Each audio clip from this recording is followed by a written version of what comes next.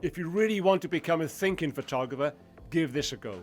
Take one photo where the subject doesn't matter, but the composition absolutely does. Have you got a minute? Let's educate, empower, and inspire your photography, one 60-second tip at a time.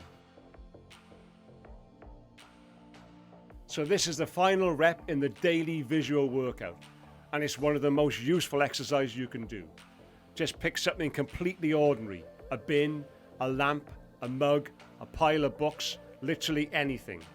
The point is that the subject is boring and irrelevant, which then forces you to rely entirely on your compositional choices. So use elements like angle, negative space, leading lines, balance and shape. Try moving your feet, changing height, shifting left or right, simplifying and reducing clutter. For this exercise, you're not documenting something, you're designing the image.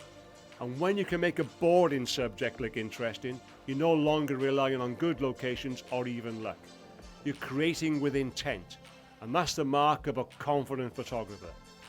If you want to see how this fits into the complete daily routine, the light study, repeating shapes, no people frames, and this final challenge, watch the full video, train your eye in 10 minutes a day here, or the link's right below. And next week, we'll wrap it all up with how to turn this into a 7-day habit to help sharpen your eye. That was your Focus Bite, and better photos aren't about gear, they're about vision. Thanks for watching, and I'll see you in the next one.